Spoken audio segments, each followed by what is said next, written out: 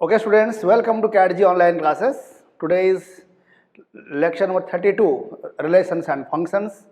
हम लोगों ने पिछले क्लास में डिस्कशन किया रिगार्डिंग पीरियोडिक फंक्शंस. तो पीरियोडिक फंक्शंस में हम लोगों ने कुछ एग्जांपल्स किया था. हम लोग कुछ एग्जांपल्स और करते हैं. देखिए, now question is find fundamental period of sin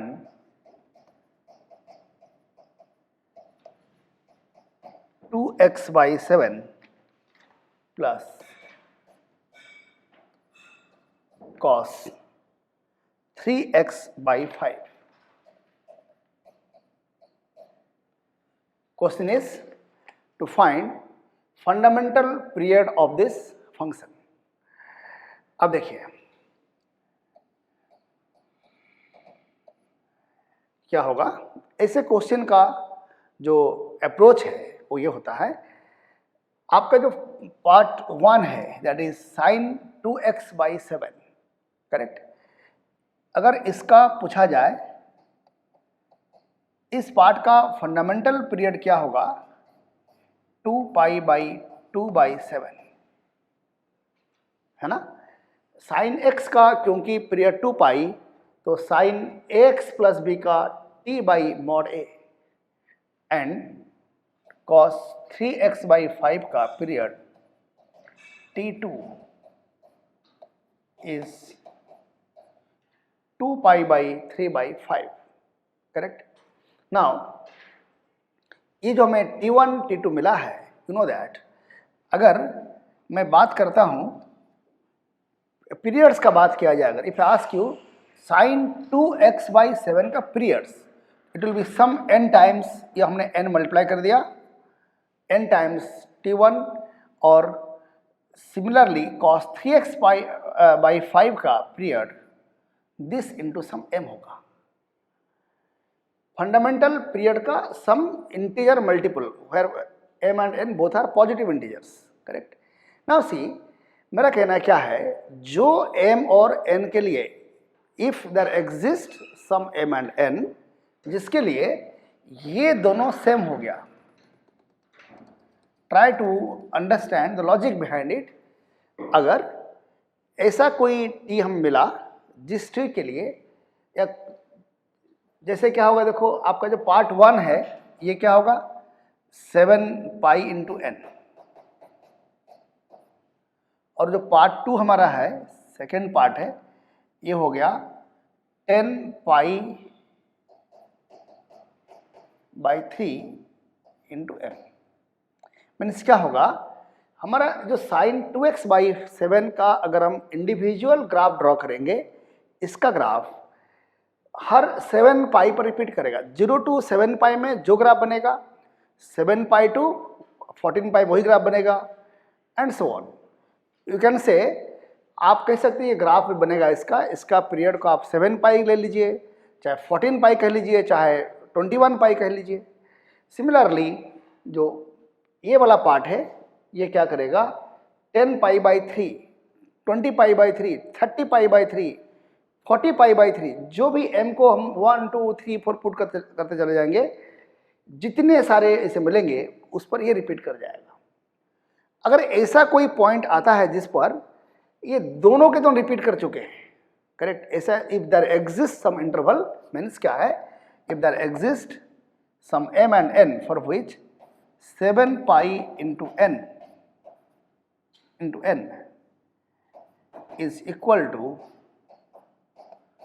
10π/3 × n.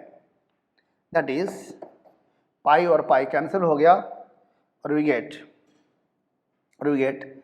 21n equal to 10m, or you may say n equal to 10m/21. अब देखो, क्योंकि 10 और 21 में nothing is cancellable and n एक इंटीजर है, तो m has to be multiple of 21. मतलब कि m क्या हो सकता है, So what we say here, m can be m can be 21, m can be 42, m can be 63 and so on. अगर आपने m को 21 लिया तो n is 10, आपने m को लिया 42 तो n is 20, 63 लिया तो 30 and so on. Correct. In fact हमने जो लिखा, हमें ये हायर वैल्यू से हमें कोई मतलब नहीं है. If we are interested for least m and n, तो आप कहोगे हेंस t1, अगर आप t1 में n को 10 पुट करिए तो ये आएगा 70 या t2 में आप m को पुट करिए 21, 70 पाई. इनफैक्ट 70 पाई एक ऐसा नंबर है, there exists a quantity 70 पाई जो कि 2 पाई या कैन से 2 पाई बाई 2/7 का मल्टीपल फॉर्म में भी है, 7 पाई का मल्टीपल फॉर्म में है और 10 पाई बाई 3 का भी मल्टीपल फॉर्म में है. मतलब क्या होगा, देखो इस फंक्शन में अगर हम f ऑफ 70 पाई फाइंड करेंगे, x plus 70 pi in the given function, अगर आप x की जगह x प्लस 70 पाई पुट करेंगे तो मिलेगा आपको sine 2/7 x plus 70 pi plus cos 3/5 x, यानी x की जगह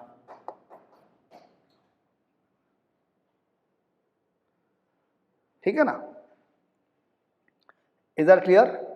अब देखिए बात क्या है, दिस इंप्लाइज, ये हो गया sine 2x/7 plus 10 pi plus cos 3x/5 plus, now 70 pi को जब आप 5 से डिवाइड करोगे कितना आएगा, 14 into 3 42 pi. But in trigonometry 10 पाई हो चाहे 42 पाई हो, every even pi will behave like 0. ये हो गया sine 2x/7 cos 3x/5. So what you find here, ये जो हमें दिया गया फंक्शन, वो फंक्शन के लिए 70 पाई is the period. You can say there exists a positive constant 70 pi for which f of x plus t equal to f of x for all x belongs to R. So 70 pi is period of fx. Correct? Question is क्या ये 70 pi fundamental period है कि नहीं? You shall find. ऐसा देखो कहना तो उचित नहीं हुआ कि ये फंडामेंटल पीरियड है या नहीं क्या है, बट यू शैल फाइंड. अगर हम कहते हैं 70 पाई फंडामेंटल पीरियड नहीं है, suppose when it is some n into t is 70 पाई, so where t is 70 pi period तो कंफर्म है, 70 पाई फंडामेंटल पीरियड है या नहीं वो तो एक बार क्वेश्चन का दायरा में हो सकता है एक बार, बट 70 पाई पीरियड तो है कंफर्म. अगर ये फंडामेंटल पीरियड नहीं है, it means this 70 pi is some n times some fundamental period. तो अगर t मान लिया जाए फंडामेंटल पीरियड तो 70 पाई बाई n, तो इफ आई पुट 1 क्या होगा, it is now it is 70 पाई, 2 तो 35 पाई, 3 के लिए 70 pi by 3 and so on. Correct? अब देखिए अगर 70 पाई पीरियड है, बट जैसे ही आप 35 पाई लोगे आप, यू शैल फाइंड भाई 75 पीरियड है, तो अगर ये फंडामेंटल पीरियड नहीं है, क्या तो इसका लोअर कोई पीरियड का ये मल्टीपल है, 2 टाइम्स 3 टाइम्स मतलब बना होगा। जैसे ही आप 35 पाई पुट करो देखोगे आप, फिर एक जगह आ जाएगा 5 पाई, एक जगह आ जाएगा 21 पाई। इस अल्फाइन अल्टीमेटली माइनस का फर्क आ गया, तो इस अल्फाइन वो एफ ऑफ एक्स नहीं आ रहा है, F of X plus 35 pi is not equal F X. और 70 pi by 3 and so on, इसको देखोगे आप ऐसे भी not periods. Finally we conclude that 70 pi is period is fundamental period of given function. ऐसे क्वेश्चन में देखोगे आप, you no need to cross verified, जो लिस्ट एम और एन के लिए आया होगा वही आपका फंडामेंटल पीरियड हो जाएगा। ओके, अब देखिए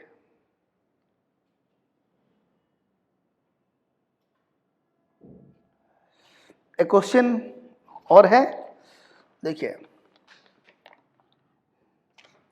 question is if sin x plus cos x is periodic, then prove that a is a rational number। इस क्वेश्चन में आपको कहा गया ये प्रूफ करने के लिए that sin x plus cos x अगर पीरियडिक फंक्शन है तो आपको प्रूफ करना है a is a rational number.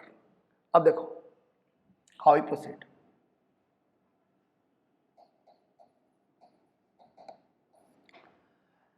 Now we observe sin x का पीरियड 2 पाई का ही मल्टीपल होगा और cos x का period is t2 is 2 pi by mod a। अगर हम a को पॉजिटिव मान लें for the time being, 2 pi by a का मॉड भी ले सकते हैं आप, इंटू सम m होगा, मॉड नहीं चलिए, 2 pi by mod a into some m होगा। और ए नेगेटिव बाई चांस अगर हो तो हमने मॉड ले लिया, कंट्रोवर्सी फ्री। अब देखिए नाउ सी, अगर ये समेशन पीरियडिक है, if this summation is periodic, then there exist real और integer m and n such that t1 must be equal to t2, that is 2 pi into n must be equal to 2 pi by mod a into m. There must exist integers, non-zero integers, rather positive integers you can say, hold करेगा, और we get n equal to m by mod a, और I get mod a equal to m by n, or you get a equal to plus or minus m by n. So because a is plus or minus integer upon integer, therefore a is a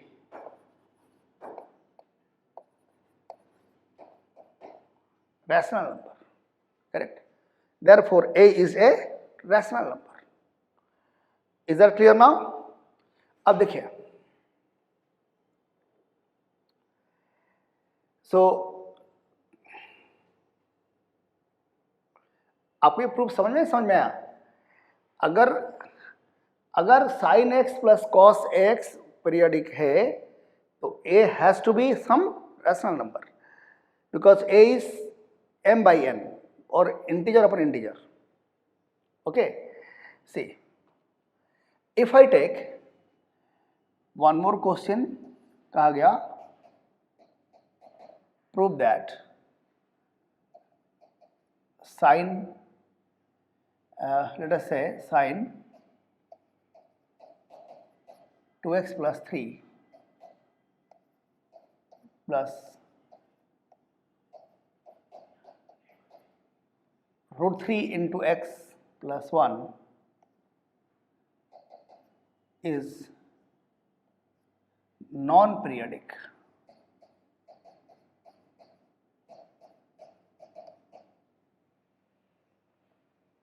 हमें कहा गया proof करने के लिए ये non periodic function है। आप कहेंगे कि हमारा एग्जाम में तो प्रूफ आएगा नहीं, तो हम लोग प्रूफ क्यों कर रहे हैं? ध्यान रखिएगा, हम लोग प्रूफ इसलिए करते हैं, भले हमें ऑब्जेक्टिव क्वेश्चन करना हो, बट प्रूफ से आपका दिमाग में जो तमाम आइडियाज़ जो बिल्डअप होंगे, और हर क्वेश्चन को हम लोग ऑब्जेक्टिव लेकर, ऑब्जेक्टिव क्वेश्चन भले करना हो, पर लर्निंग फेज में हमें सब कुछ समझना है कि प्रूफ कैसे करना होगा, तो हमारा माइंड का हराइजन ब्रॉडन होगा, तो एग्जाम हॉल में will be more comfortable, more confident. Let us find out how to prove this. देखिए, ऐसे sin 2x plus 3 का fundamental period 2π/2 into sum n and cos √3x plus 1 का it is 2π/√3 into some m होगा, correct.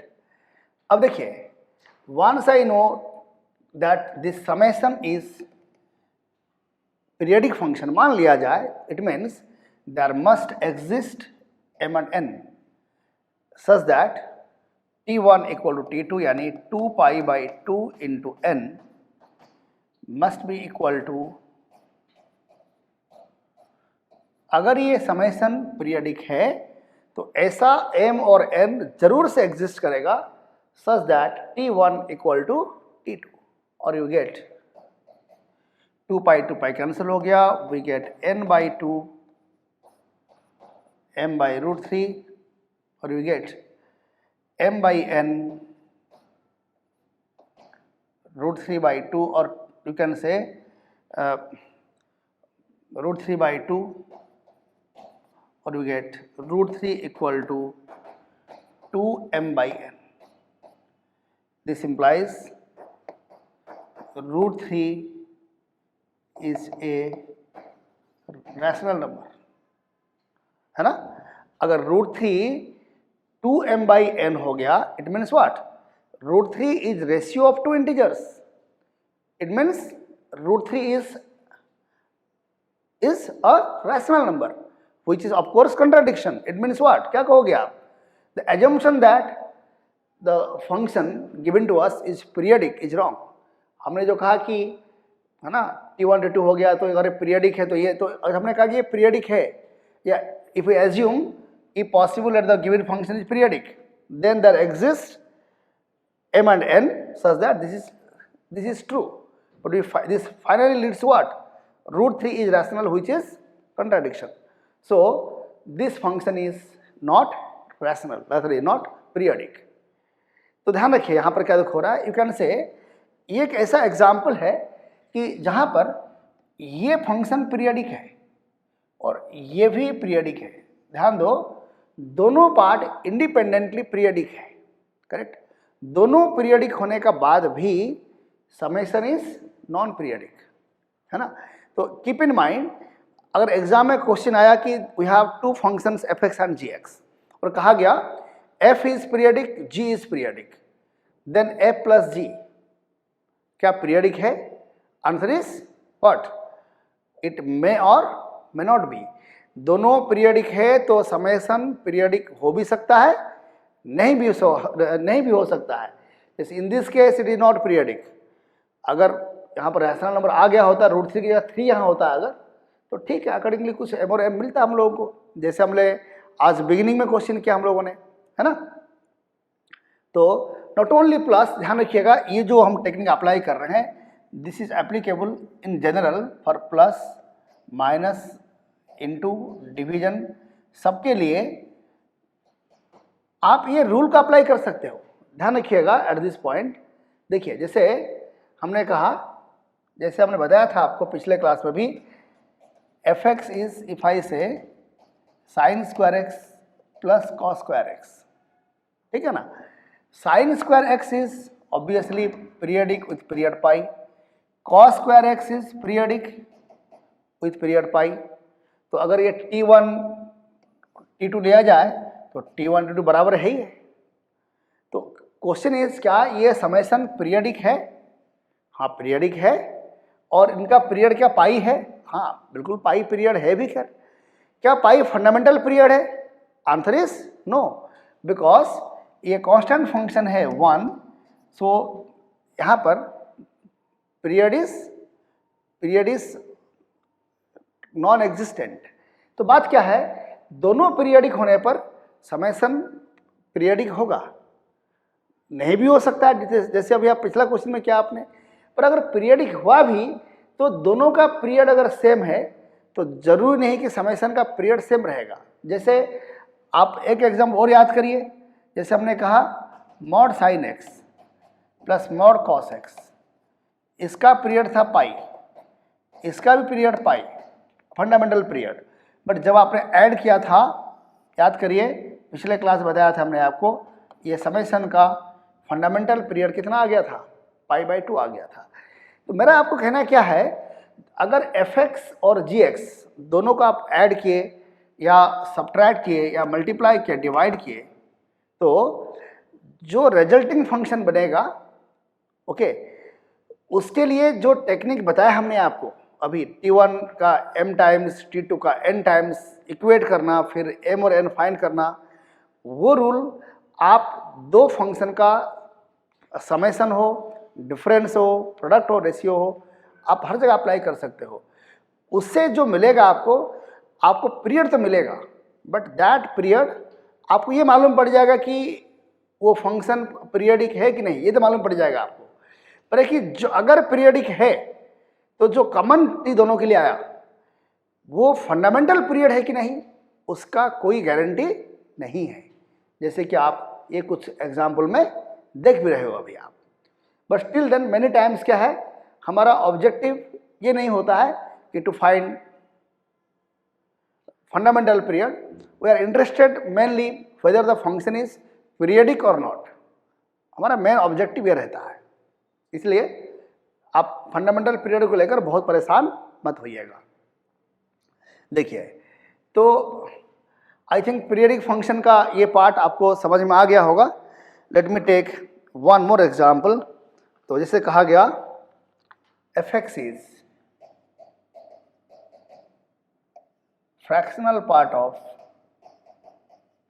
3x plus 1 plus n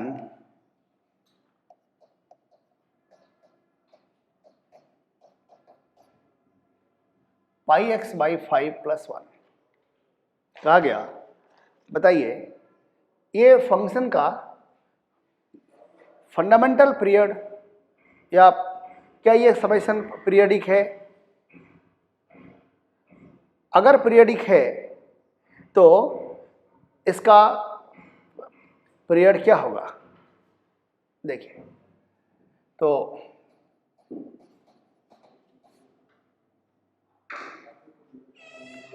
देखिए ये जो आपका 3x plus 1 का फ्रैक्शनल पार्ट है, इसका period, you know that fractional part of x का पीरियड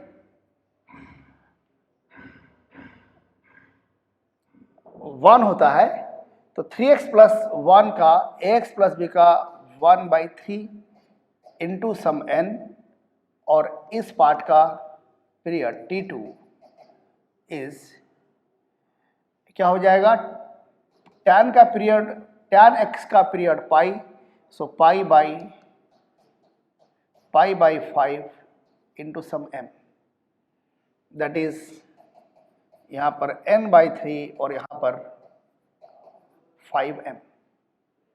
सो अगर ये समेशन पीरियडिक होना है तो there must exist n and m such that these two are equal.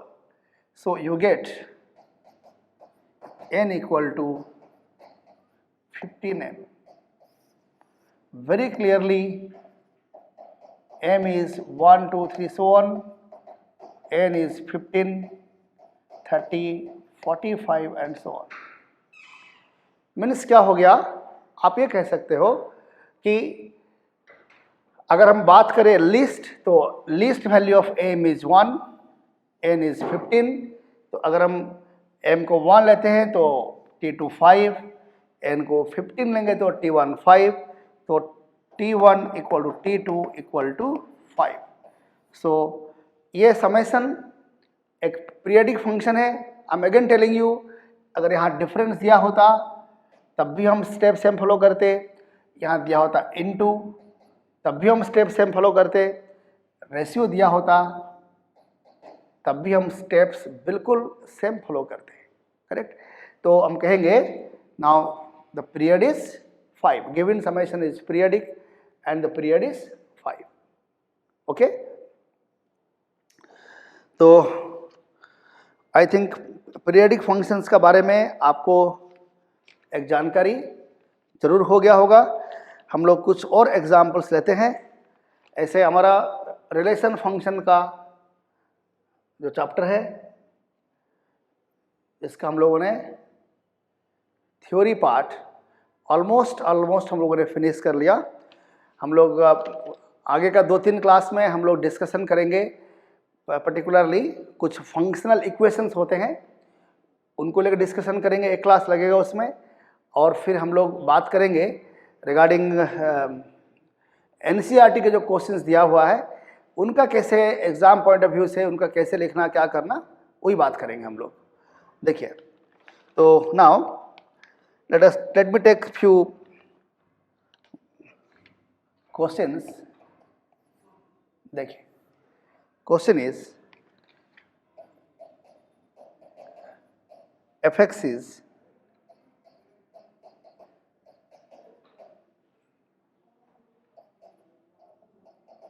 ये दिया गया, कहा गया ये फंक्शन ऑड फंक्शन है या इवन फंक्शन है या नाइदर ऑड नॉर इवन।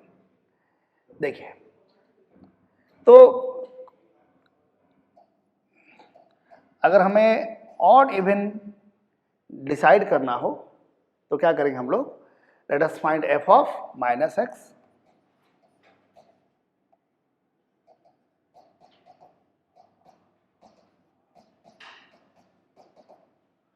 ये आ गया। नाउ इट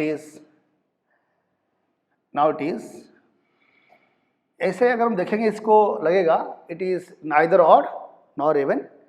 देख कर तो यही लग रहा है।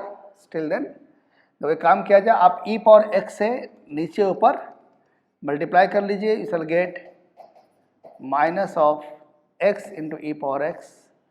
यहाँ हो जाएगा 1 minus E power x minus x by 2 plus 1, correct? So this is x into e power x upon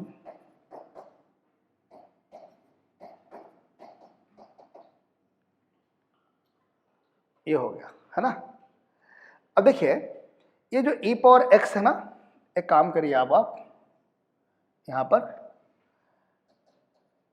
x into e power x minus 1 plus 1 by e power x minus 1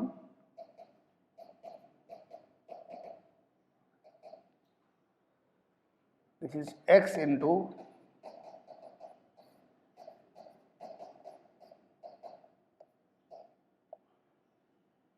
देखिए, वेरी सॉरी, यहाँ पर -1 plus 1 करेंगे हम लोग, no change.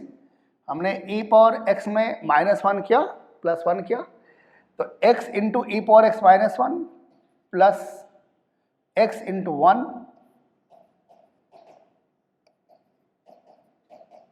तो no change. x into हमने ये किया,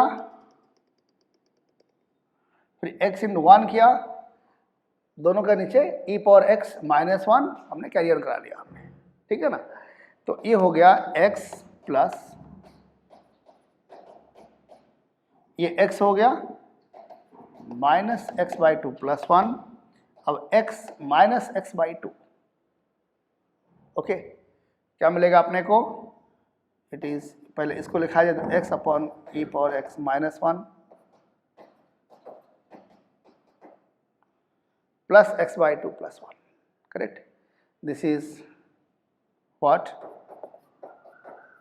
एफ ऑफ एक्स, तो f of minus x is f of x, ठीक है ना। So f is even function. देखने में at first glance it looks like neither odd nor even, but this is even function.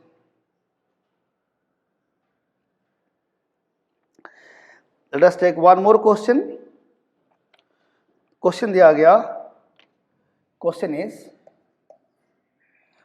ध्यान से question सुनिएगा एक बार।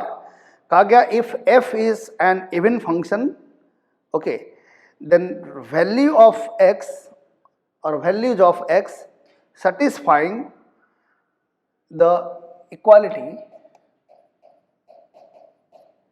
f of 2x plus 3 equal to f of 2 minus 5x. Okay.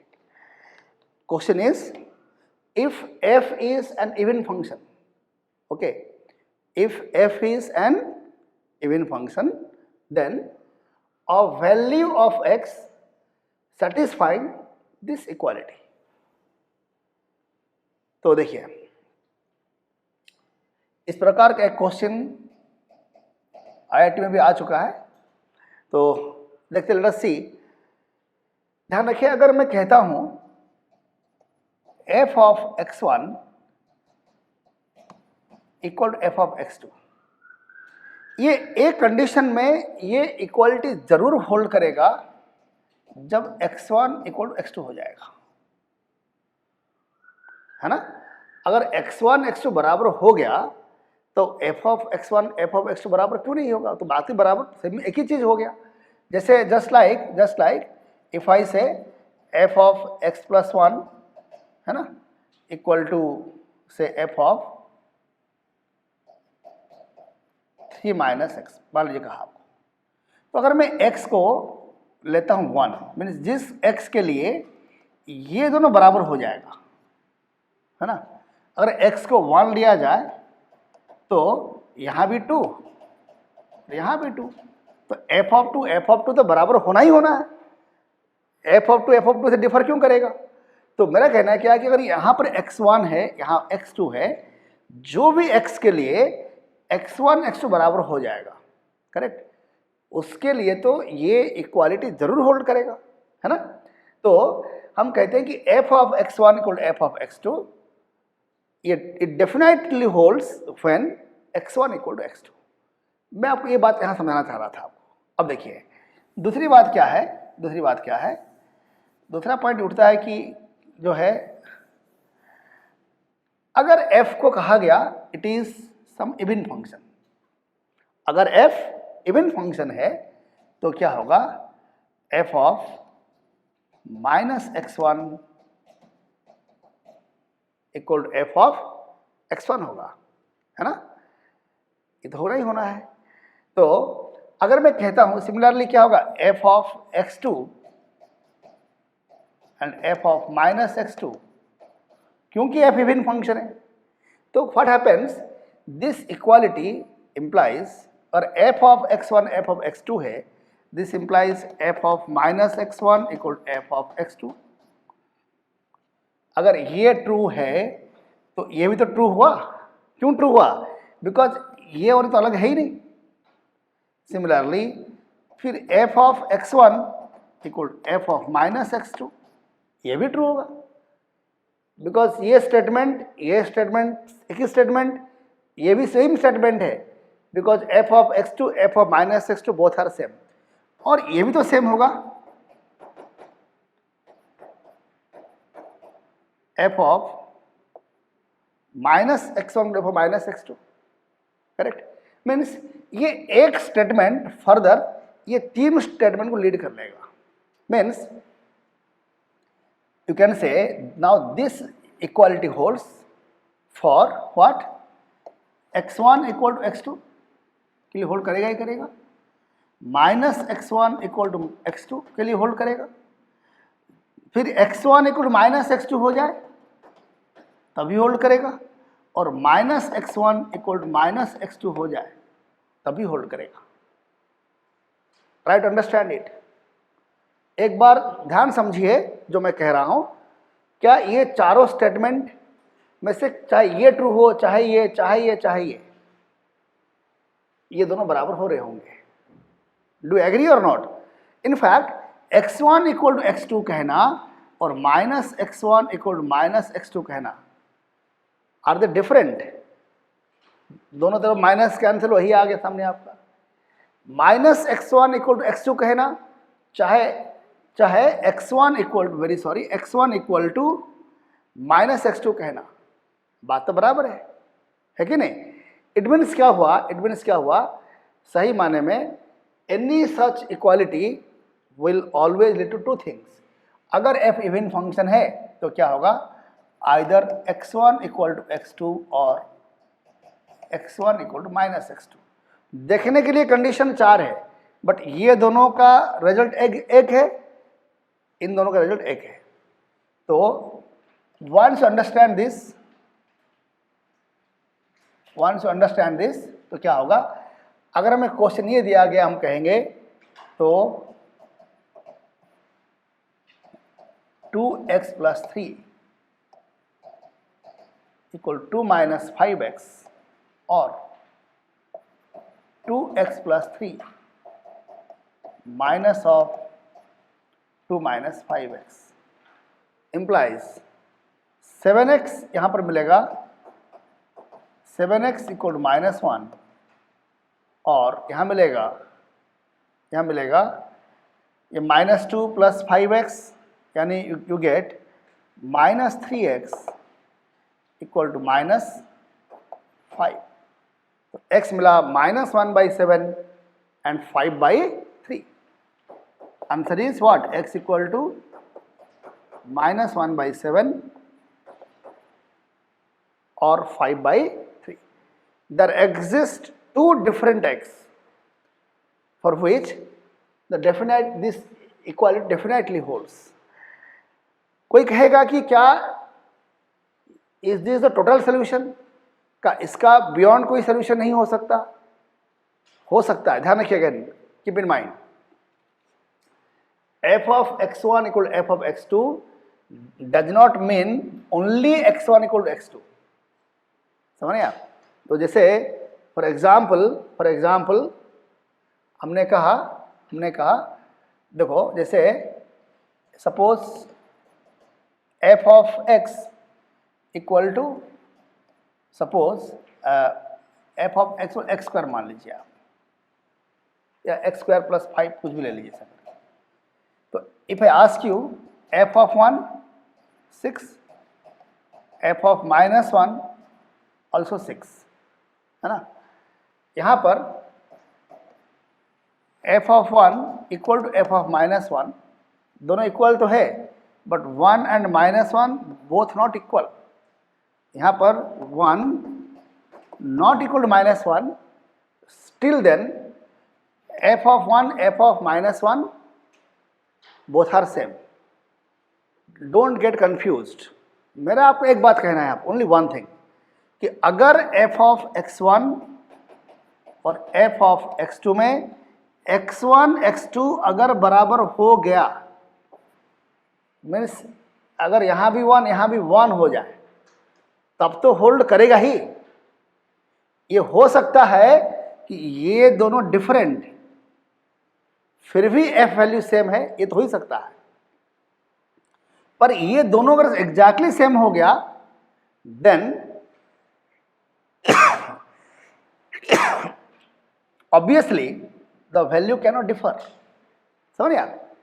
मेरा आपको ये कहना है, दोनों अलग अलग होने के बाद भी वैल्यू इक्वल हो सकता है।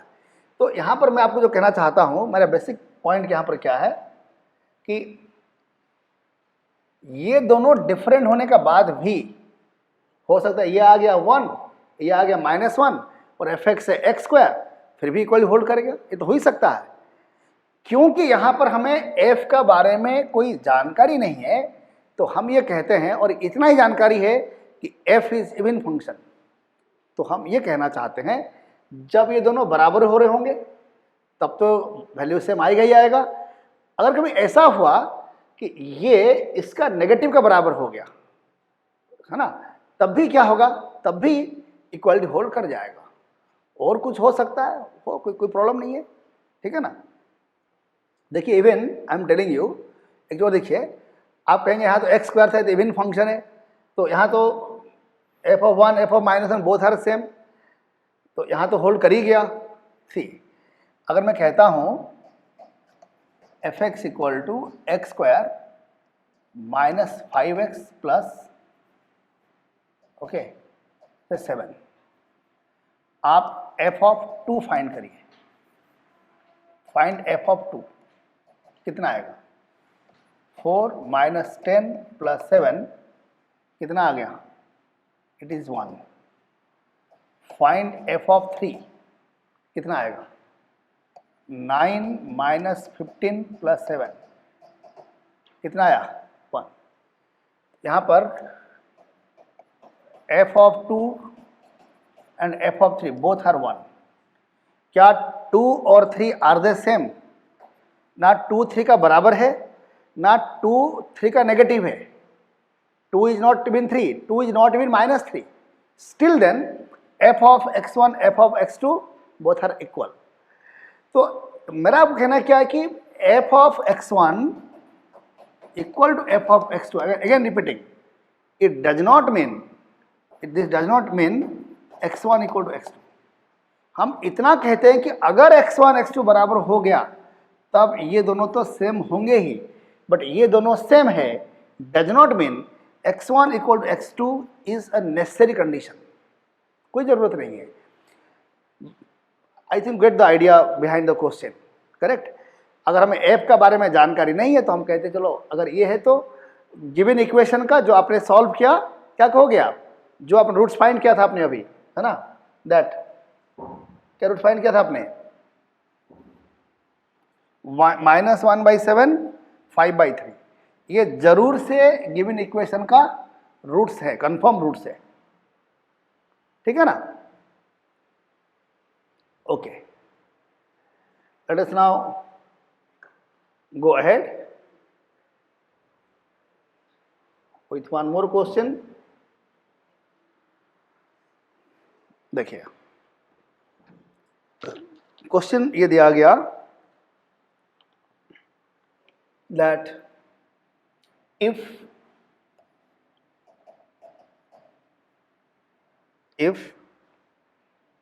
theta belongs to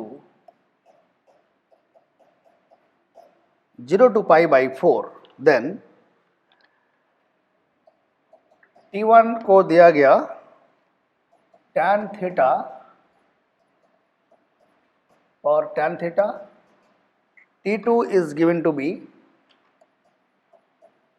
tan theta power cot theta and T3 is given to be cot theta power tan theta and T4 is cot theta power cot theta, correct. देखिए तो बात क्या है, हमें क्वेश्चन में दिया गया कि थीटा 0 to π/4 में है, आपको T1 T2 T3 T4 को इंक्रीजिंग ऑर्डर में आपको अरेंज करना है। ये भी आपका 2006 IIT का क्वेश्चन है। T1 T2 T3 में सबसे लार्जेस्ट, सबसे स्मॉलेस्ट एंड ऑर्डर में फॉलो लिखना आपको है। See this question is easy and difficult both you can say। आप रिकॉल करो, बताया था हमने आपको, अगर x 0 से 1 का बीच में होता है तो if x is between 0 and 1 then higher the power lower the value, मतलब क्या है कि x square okay will be less than x cube, सही है, no, higher the power lower the value, मतलब कि जिसका पावर जितना अधिक होगा वैल्यू उसका उतना कम होगा। मतलब क्या होगा, इस find x cube less than x square, x power 4 less than x power 3, x power 5 less than x power 4 and so on. कभी भी कोई क्वांटिटी 0 to 1 में है तो higher the power lower the value, number 1 rule, correct. You can easily understand. जैसे हमने कहा for example 1/2 का आप स्क्वायर करोगे तो 1/4 मिलेगा, बट 1/2 का क्यूब करोगे आपको 1/8 मिलेगा। तो क्यूब करने में वैल्यू और घट गया, एक तो पॉइंट ये है। दूसरा रूल क्या याद रखिएगा बिफोर डूइंग दिस क्वेश्चन, अगर कोई क्वांटिटी 0 to 1 में है, करेक्ट। अच्छा, again the same rule is just reverse. अगर x 1 से बड़ा हो गया तो क्या होगा, higher the power higher the value. अगर x 1 से बड़ा है तो x का पावर में जैसे जैसे पावर बढ़ेगा वैल्यू वैसे वैसे बढ़ेगा, अधिक अधिक होना शुरू हो जाएगा। अगर x एग्जैक्टली 1 है फिर तो आप पावर कुछ भी करिए कोई फर्क नहीं पड़ेगा, इट ऑलवेज रिमेन्स 1। अब देखिए दूसरा क्या है, अगर कोई क्वांटिटी 0 to 1 का बीच में है, आप उसका कोई भी रूट ले लीजिए आप उसका, करेक्ट। जैसे हमने कहा फॉर एग्जाम्पल 1/4 का स्क्वायर रूट 1/2 आ जाएगा। अगर कोई क्वांटिटी 0 से 1 का बीच में है उसका पावर में आपने 0 to 1 रेज कर लिया, है ना। जैसे 1/4 का पावर में 1/2, 1/4 का पावर में 1/2। कोई भी क्वांटिटी अगर 0 to 1 में है उसका जब कोई भी रूट लेंगे आप, एनी रूट मतलब क्या हो गया, पावर में 0 to 1 का बीच में क्वांटिटी, ये हमेशा 0 to 1 में ही आएगा। कोई क्वांटिटी अगर 1 से लेस है उसका कोई भी रूट लेने का बाद, समझे आप, वो कभी भी 1 को एक्सीड नहीं कर सकता। चाहे 0 to 1 का लीजिए, जैसे हमने कहा फॉर एग्जाम्पल 1/2, है ना, 1/2 का हम पावर में 1/2 ले, एनी पॉजिटिव रूट या एनी पॉजिटिव पावर कह लीजिए आप, या इसका स्क्वायर कर लीजिए। हम रूट ले चाहे स्क्वायर करें, अगर पॉजिटिव पावर रेज कर रहे हैं ये क्वांटिटी 0 to 1 में ही आएगा। सिमिलरली अगर कोई क्वांटिटी 1 से बड़ा है, करेक्ट, जैसे हमने कहा 16 का हमने स्क्वायर रूट लिया, 4 का रूट लेंगे 2 का रूट लेंगे 1.414, है ना, so on. You shall find आप कोई भी क्वांटिटी अगर 1 से बड़ा है उसका पावर में अगर पॉजिटिव क्वांटिटी रेज करोगे आप, वैल्यू हमेशा चाहे पॉजिटिव फ्रैक्शन चाहे इंटीजर और एनीथिंग, यू शैल फाइंड वो वैल्यू हमेशा 1 से बड़ा रहेगा।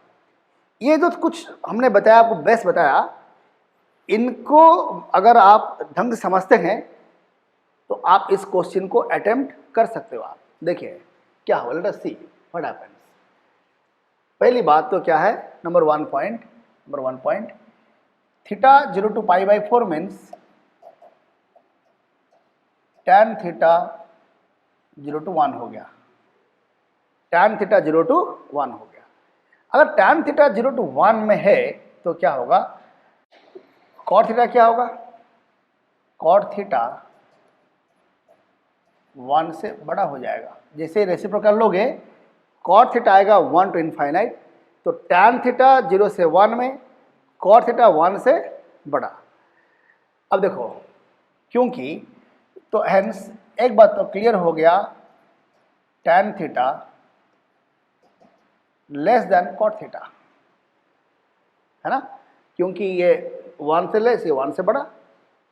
Okay, now if I go for tan theta का पावर में रेज करेंगे अगर, क्योंकि tan थीटा खुद 0 to 1 में है तो higher the power lower the value, मतलब क्या होगा, tan theta power cot theta is less than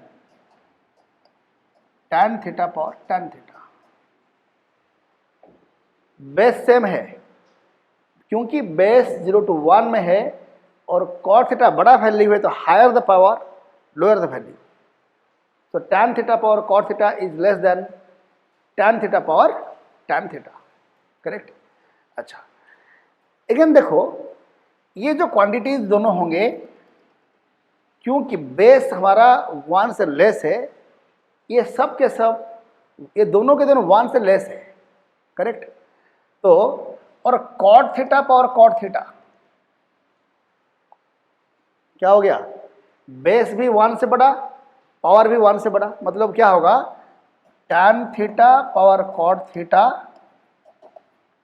less than tan theta power tan theta and ये and this less than cot theta power cot theta, ये तो confirm है। Five cot theta power cot theta में cot theta 1 से बड़ा है, ये दोनों क्वांटिटी 1 से लेस है, ये 1 से बड़ा है। तो अब क्वेश्चन उठता है, what about cot theta power tan theta. देखिए cot theta power tan theta, correct, ये दोनों मिल गया, ये दोनों मिल गया। Question is cot theta power tan theta और cot theta power cot theta. देखिए क्या है कि बेस जिस समय cot थीटा हो गया, if I want to compare these two quantities, इन दोनों में बेस cot थीटा है, यानी बेस इस समय 1 से बड़ा है। बेस अगर 1 से बड़ा होता है, higher the power higher the value, क्योंकि cot थीटा बड़ा है, ध्यान दो cot थीटा बड़ा है, तो जब आप बेस cot थीटा लोगे तो बेस में जिसका पावर बड़ा, सो cot थीटा का पावर में cot theta is greater than cot theta power tan theta, मतलब कि cot theta power tan theta is here, correct. अच्छा cot थीटा, ये दोनों क्वांटिटी क्या होगा, both of these quantities are greater than 1 and both of these quantities are less than 1, तो obviously order ये follow होगा। अब आप देख लीजिए कौन सा T1, कौन सा T2, कौन सा T3, कौन सा T4, देख लीजिए आप, ठीक है। Okay, thank you. हम लोग नेक्स्ट क्लास में we shall go for some more examples and we shall then go for NCERT part. Thank you.